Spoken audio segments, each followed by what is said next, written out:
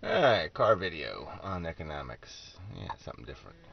Anyway, yeah, some guy commented on my last video, and it was such a stupid, irrelevant comment, and it was, you could just tell, you could. It's just some kind of rude asshole. So anyway, I deleted his comment and blocked him. It's called like Incubus or something. Well, anyway, see, so he's made now he's made a 1 minute video, with text in it. Um, just complaining about the fact that I deleted his stupid, irrelevant comment, his distraction to my video, his graffiti on my video is all it was.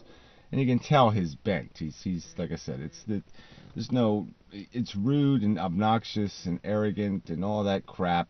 And it's not. He calls me a hypocrite. No, he's not going to find any evidence of me doing that to somebody else's video. So when he finds that evidence, then he can make that argument.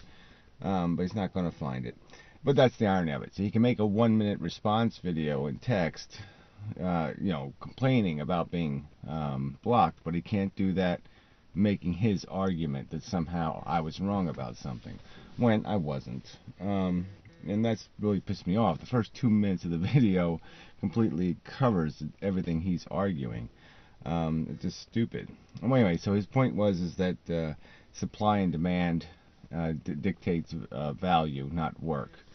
And I wasn't making any argument about supply and demand. I wasn't talking about human need. The fact that human beings need something is what makes work valuable. I mean, work wouldn't have any value if we didn't need things that work can create. So if we could be perfectly self-sufficient, and pick up our own food and everything else we needed, and pick up enough sticks to build a satisfactory and desirable shelter, or the weather wasn't that bad, we can live without human beings. We know we can do that. But if you choose to have more of a life than that, you're going to need other people to help you at minimum provide comfort for your life. And the exchange in the economy is basically for work. You're going to have to do work to get the resource, to get the value, purchasing value, that will oblige somebody else to do the same to get their comfort, and that's what you're exchanging. You're exchanging comfort, and you're exchanging it through work, and that is converted into currency. And it's not that much more complicated than that. Anyway, he's used some stupid analogy that well, you could pick up diamonds all day, and that wouldn't, that work wouldn't be of any value unless people wanted them. And well, that goes without saying. First off, and I wasn't making the argument that any work will get you value. So it's just stupid. I mean, of course, you could spend all day doing something you consider to be work. Throwing rocks up in the air and having your own head or something. You could call it work. And yeah, but if no one's going to pay you to do it, you have to do work that's valuable to other people. You have to create value that's valuable to them, but you do it through a mechanism, usually of work. Some people have jobs where they get paid to do exactly what they want. Okay, I don't know, sex workers, some, a minority of those, I don't know, bakers, I don't know, there could be a list of people who are doing something, they really love doing it every day, and they get paid to do it. But those are rare jobs, not common jobs. Unfortunately. So anyway, it's just these assholes. You've got something to say, then you say it. You've got an argument to make, then you can ask it in question manner or something. You could say something like, "Well, what about?" And that would be the polite way. Or you can post a link to somebody else's video, or you can ask somebody else to make a video if it's an important subject to you and you think somebody's done it wrong. But yeah, I'm not putting up with your bullshit and crappy, shitty comments. Especially in the first day, at least, the video's been posted. Fuck you. I don't have any obligation. Alright, there was some. Oh, yeah, another guy mentioned Zeitgeist. I didn't delete that comment.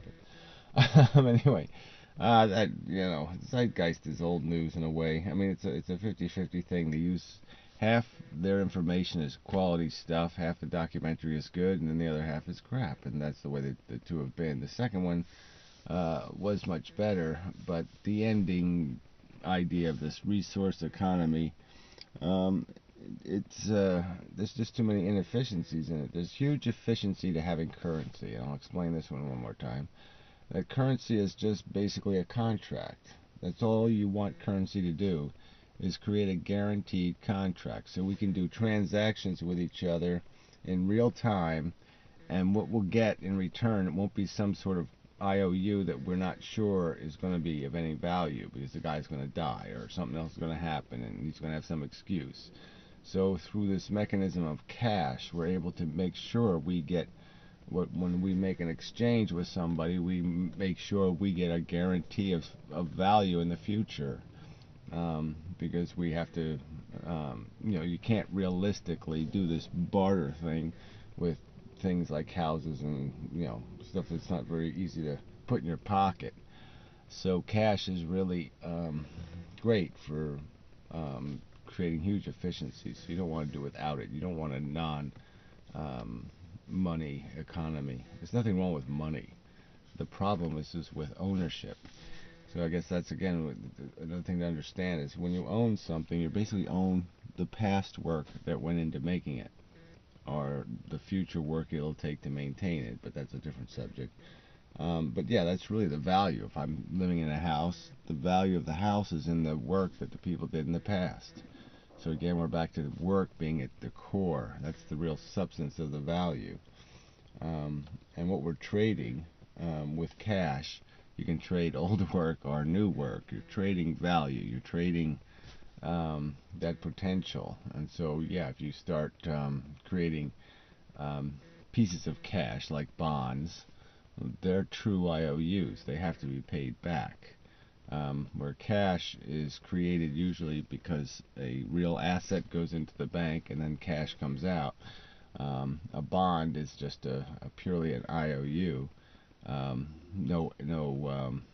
asset goes in, but there's no, the guarantee is for something in the future, and that's not going to work. I gotta remember what's the distinction again. Yeah, there's a difference between cash and a bond. I just explained that both sounded the same to me. An asset goes in and the cash comes out.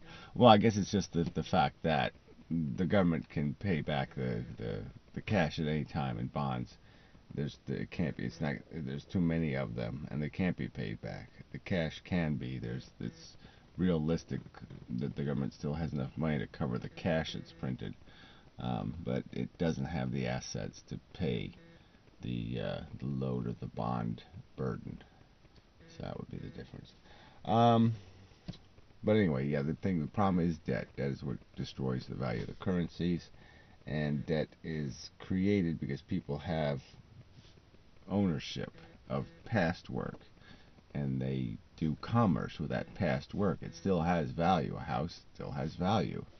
Unless you burn it down or something. And you can do commerce with it. You can do trade with it. And so past work has the same value theoretically as future work. But if too many claims on future work are made, then obviously future work loses its value, and that loss of value has to be reflected in the value of the currency, the contract, because now the contract's essentially been broken. And that's what we did by allowing too many people to have too many claims on interest off transactions. And that's basically what the interest is on the transactions. And we've made the cash too expensive to use, basically. Anyway, so till next time, blah blah blah, and be careful how you comment, I guess, is the policy. So, there's probably some little cliche saying, but can't think of it. I gotta sneeze.